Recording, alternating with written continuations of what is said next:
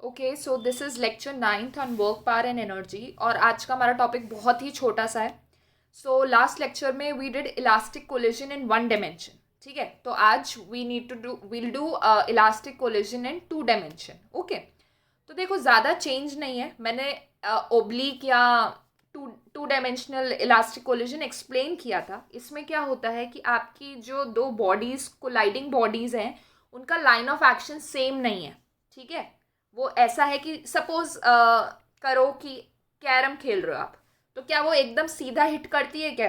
Carrom की जो गोटियां होती हैं, नहीं, ऑब्वियसली वो किसी एंगल पे हिट करती हैं। तो वो जो मोशन होता है उधर, that is your two dimensional motion. तो वही दिमाग में रखो। ऑलराइट, तो अभी हम will revise what is elastic collision. Elastic collision की स्पेशलिटी क्या थी कि जो काइनेटिक एनर्जी थी दैट वाज कंजर्व्ड। ठीक है, जहाँ पे भी इलास्टिक कोलिजन लिखा आ गया, इसका मतलब क्या होगा वहाँ पे? Your kinetic energy will be conserved. मतलब किसी भी फॉर्म में आपकी काइनेटिक एनर्जी लूज नहीं हो रही है, साउंड में, हीट में, किसी भी फॉर्म में लूज नहीं हो रही है। ठीक है, जितनी है उतनी ही बाद में भी रहेगी। Is that clear? That is your elastic collision. All right, जब हमने वन डायमेंशनल मोशन किया था तो फाइनली हमें elastic collision in one dimension के लिए क्या मिल गया था? That your velocity of approach will be equal to velocity of separation. यही मिला था ना, that u1 minus u2 is equal to v2 minus v1। ये एक्स्ट्रा इंफॉर्मेशन हमको मिल गई थी। नाउ वील सी कि इसमें क्या हो रहा है। ठीक है, सो सपोज करो कि ये आपका मास m1 है मूविंग विद वेलोसिटी u1, ये आपकी body mass m2 moving with velocity u2। अब ये हिट करेगी इसको, डेफिनेटली इनका line of collision is not same, but hit तो कर जाएगी। हिट करेगी तो सपोज हिट करने के बाद ये आपका जो मास 2 था वो ऊपर मूव कर गया और मास m1 नीचे मूव कर गया। तो देखो, ये आपका मास m1 है which is moving with velocity u1, ये आपका मास m2 है मूविंग विद वेलोसिटी u2। अब डेफिनेटली कोलिजन के लिए कंडीशन है that u1 should be greater than u2, that is clear. अब after collision obviously they are going to move in different directions. So let's say कि जो आपका मास m2 था वो इस डायरेक्शन में चला गया, मेकिंग एंगल θ2, एंड जो आपका मास m1 था वो चला गया making angle θ1। Is that clear? Okay, तो ये है क्योंकि लाइन ऑफ एक्शन का सेम नहीं था, मतलब 1D में नहीं हो रहा मोशन, तो आफ्टर कोलिजन डेफिनेटली वो अलग अलग डायरेक्शन में जाएंगे। ठीक है, तो हमने सपोज कर लिया कि ये एंगल वो बना रहे। नाउ इसकी फाइनल वेलोसिटी इज v2, इसकी final velocity is v1। Okay, तो देखो, जब हम इसमें भी सेम चीजें लगाएंगे, momentum conservation and kinetic energy conservation, जैसे उधर लगाया था वैसे इधर लगाएंगे। इसमें बस डिफरेंस क्या आ जाएगा कि जो आप मोमेंटम कंजर्वेशन लगा रहे हो ये आप एक्स डायरेक्शन और वाई डायरेक्शन दोनों में लगाओगे। ठीक है, एक्स और वाई डायरेक्शन दोनों में अलग अलग मोमेंटम कंजर्वेशन लगाओगे। ऑलराइट, तो अगर मुझे एक्स डायरेक्शन में लगाना है, ओके, तो देखो स्टार्टिंग में m1 was moving with velocity u1 and m2 was moving with velocity u2। तो इनिशियल मोमेंटम क्या हो गया, और ये एक्स एक्सिस में ही हो रहा था ना, ये दोनों चीजें तो एक्स एक्सिस में मूव कर रही थी। सो इसका इनिशियल मोमेंटम क्या हो गया, m1 u1 plus m2 u2। Is that clear? इनका ये हो गया इनिशियल। अब अगर मुझे फाइनल मोमेंटम लिखना है, मैं एक्स डायरेक्शन की बात कर रही हूँ, तो इधर देखो, अगर मैं m2 बॉडी के लिए देखूं तो इसकी वेलोसिटी v2 है। तो बताओ एक्स डायरेक्शन में इसकी वेलोसिटी क्या v2 cos थीटा हो जाएगी? उसी तरीके से अगर मैं मास 1 की बात करती हूँ तो एक्स डायरेक्शन में उसकी वेलोसिटी v1 cos थीटा हो जाएगी। ठीक है, तो एक्स डायरेक्शन के लिए जो फाइनल मोमेंटम आएगा वो क्या आएगा, m2 v2 cos theta plus m1 v1 cos theta. Is that clear? m2 v2 cos theta 2 sorry plus m1 v1 cos theta 1। ये आ गया आपका momentum conservation along x direction. Is that clear? X direction में। Okay, अब Y direction में देखते हैं। देखो वाई डायरेक्शन में ये जो दो बॉडीज मूव कर रही थी वो तो इस डायरेक्शन में ऐसे ही मूव कर रही थी सीधे, तो वाई डायरेक्शन में तो इनका मोमेंटम जीरो हो गया। वाई डायरेक्शन में कोई वेलोसिटी नहीं है तो मोमेंटम जीरो हो गया। ठीक है, so initial momentum is going to be zero. अब अगर हम फाइनल मोमेंटम को देखते हैं तो देखो दिस बॉडी और m2 was moving with velocity v2 और मेकिंग एंगल θ2, और ये जो थी वो θ1 एंगल बना रही थी। तो इसका y डायरेक्शन में क्या हो जाएगा, m2 v2 sign theta two, ये साइन का कॉम्पोनेंट हो जाएगा ना, ठीक है, तो m2 v2 sign theta to, is that clear. And इसका m2 का क्या हो जाएगा, m1v1 साइन थीटा वन, लेकिन नेगेटिव डायरेक्शन में, क्योंकि इसकी वेलोसिटी ऊपर आई है, इसकी वेलोसिटी का कंपोनेंट तो नीचे आया है ना, नीचे आया तो नेगेटिव हो जाएगा, क्लियर है। अगर इसका डायरेक्शन आप ऊपर की तरफ पॉजिटिव ले रहे हो तो जो दूसरी बॉडी है उसका इस डायरेक्शन में जो वेलोसिटी है वो तो नेगेटिव आएगी, ठीक है। तो आपको क्या मिल गया, आपको मिल गया m2v2 sine theta two minus m1v1 sine theta one is equal to 0, ठीक है। ये आपको दो चीजें मिल गई यूजिंग मोमेंटम कंजर्वेशन।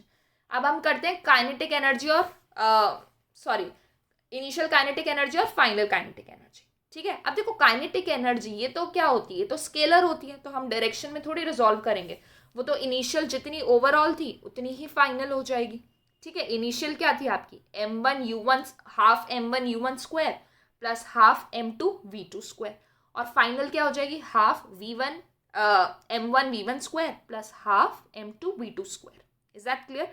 अगर आप इसको डायरेक्शन में रिजॉल्व करके करोगे भी तो भी वही आ जाएगी। फॉर एग्जाम्पल देखो, अगर हम सिर्फ इसकी बात करें, m2 के लिए बात करें, तो यहाँ पे v2 थी, इस डायरेक्शन में लोगे थीटा टू है ना, और इस डायरेक्शन में निकालोगे तो 90 माइनस थीटा टू, तो जब ऐड करोगे तो वो टोटल हाफ m2v2 स्क्वायर ही आ जाएगा, ठीक है। एंड वैसे भी स्केलर है तो आपको ऐसे अलग से करने की जरूरत नहीं है, you can directly write it without resolving it, okay. तो देखो, after collision the unknown quantities are v1 v2 theta one theta two, ये चारों चीजें हमको नहीं पता कि फाइनल वेलोसिटीज क्या है और कौन से एंगल पे गई हैं, ठीक है। और अभी हमारे पास कितनी इक्वेशंस आ गई, 3 इक्वेशंस आ गई। कोलिजन मोमेंटम कंजर्वेशन से 2 आ गई और इससे काइनेटिक एनर्जी कंजर्वेशन से 1 आ गई, लेकिन हमारे पास अननोन्स हैं 4। इसका मतलब अगर हम किसी भी एक चीज को आइडेंटिफाई कर लें एक्सपेरिमेंटली तो बाकी 3 हम इन इक्वेशन से फाइंड आउट कर सकते हैं, ठीक है। तो एक न्यूमेरिकल कर लेते हैं।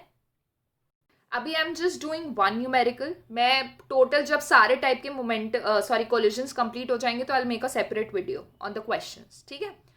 एज ऑफ नाउ देखो, एक बॉडी ए है जिसका मास m है, it is moving with initial velocity v0, और फिर ये हिट कर रही है दूसरी बॉडी को of same mass which is kept at rest. After collision, ये 1D मोशन नहीं है, दिस इज 2D। अभी देखने में लग रहा है कि लाइन ऑफ एक्शन सेम है, it's not same. After collision ये v1 जाता है, मतलब m1 जो जाता है attaining velocity v1, it makes angle theta, और जो v2 है it is making angle 45 degree, m2 is making angle 45 degree, ठीक है। समझ आ गया कोलिजन कैसे हुआ है। ये दो बॉडीज थी, एक बॉडी यहाँ से थीटा डिग्री पे गई है और दूसरी बॉडी 45 डिग्री पे गई है। You need to calculate v1 v2 and theta, okay. तो हम ये तीनों चीज़ें लगा देंगे और हमें सारी चीज़ें मिल जाएंगी।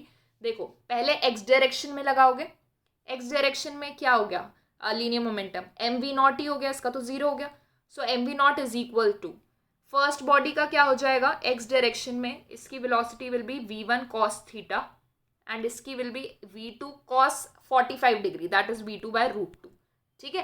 तो हम लिख सकते हैं m v1 cos theta plus m v by root two, clear है। तो m से m कैंसिल हो जाएगा। सो फर्स्ट इक्वेशन हमको क्या मिल गई, v0 is equal to v1 cos theta plus v2 by root two. ये कैलकुलेशन पॉज करके खुद करके देखना, ठीक है, तभी फायदा है। So this is the first equation, we are marking it first equation. So अगर हम अब y डायरेक्शन में लगाएं तो क्या हो जाएगा, देखो इनिशियल 0 हो जाएगा एंड फाइनल कितना हो जाएगा। अगर मैं फर्स्ट की बात करूं तो y डायरेक्शन में इसके लिए हो जाएगा m v1 साइन थीटा, ठीक है, एंड इसके लिए क्या हो जाएगा minus m v2 by root two. ये मैंने कराया था कि माइनस क्यों आएगा, ठीक है। So this is in y direction. तो हमें सेकेंड इक्वेशन क्या मिल गई, that v2 is equals to root two v1 sine theta, is that clear, okay. अब हम फाइनल चीज लगाएंगे, that initial kinetic is equals to final kinetic energy. So half mv0 square is equals to half mv1 square plus half mv2 square, ठीक है। Half cancel हो गया, mv cancel हो गया, तो हमारे पास क्या बच गया, v0 square is equals to v1 square plus v2 square, is that clear. अब जरा ध्यान से देखो, अगर हम इस इक्वेशन में v2 की जगह ये चीज़ लिख दें सेकेंड इक्वेशन से, सेकेंड इक्वेशन में क्या मिला था कि v2 is equals to √2v1 sine theta, तो उसको यहाँ पे पुट कर दो, तो v1 square plus 2v1 square sine square theta. Is that clear? इसको और प्रॉपरली लिखोगे तो v1 स्क्वायर कॉमन आ गया, तो आपको मिल गया 1 + 2 sine square theta. Is that clear? तो अभी हमें क्या मिल चुका है, हमें मिल गया v0 square is equals to v1 square 1 + 2 sine square theta, ये हमें मिल गया एक। ठीक है, अब देखो ये आपकी फर्स्ट इक्वेशन थी, v0 is equals to v1 cos theta plus v2 √2 sorry v2 by √2, ये आपकी फर्स्ट इक्वेशन थी। Is that clear? एंड हमें एक और चीज़ मिल गई थी that v2 is equals to √2v1 sine theta. Okay, तो देखो इधर v2 की जगह अगर हम √2v1 साइन थीटा पुट कर देते हैं तो हमें क्या मिल जाएगा, ये मिल जाएगा √2v1 साइन थीटा बाय √2, ये चीज़ कैंसिल हो गई। इसका मतलब v0 हमें क्या मिल गया, v1 cos theta plus sine theta, ये चीज़ मिल चुकी है हमें। ठीक है, अब इससे पहली वाली इक्वेशन में हमें मिला था v0 स्क्वायर, इस इक्वेशन में हमको मिल गया v0। ठीक है, तो अगर क्या मैं इसका स्क्वायर कर देती हूँ तो मैं इसको पिछली इक्वेशन से कंपेयर कर सकती हूँ। ठीक है, कैलकुलेशंस थोड़ी ट्रिकी है, ध्यान से करना है इसे। ठीक है, सो क्या मिल गया हमें, v0 मिल गया है, इससे पहली इक्वेशन में v0 स्क्वायर मिल गया था। ओके, तो इसको इसका स्क्वायर करोगे और पिछले वाली इक्वेशन से कंपेयर कर दोगे, दैट्स इट। तो इसका स्क्वायर किया, v1 square cos theta plus sine theta का स्क्वायर इज इक्वल टू, पिछली इक्वेशन में तो v0 स्क्वायर डायरेक्टली गिवन था, v1 square 1 + 2 sine square theta. ठीक है, v1 स्क्वायर से v1 स्क्वायर कैंसिल हो गया, इसको ओपन करोगे तो cos square theta plus sine square theta plus 2 sine theta cos theta is equals to 1 + 2 sine square theta, ये आ गया आपके पास। Now you know that cos square theta plus sine square theta is 1, so ये 1 से 1 cancel. Okay, उसके बाद 2 से 2 कैंसिल, साइन थीटा से साइन थीटा कैंसिल, आपके पास बच गया cos theta is equals to sine theta. इसका मतलब क्या हुआ, that tan theta is equals to 1, tan theta 1 है, इसका मतलब थीटा इज 45 डिग्री। एक बार आपके पास थीटा निकल गया तो क्या आप बाकी इक्वेशन में पुट करके v1 और v2 निकाल सकते हो। ठीक है, सो दैट वाज इट।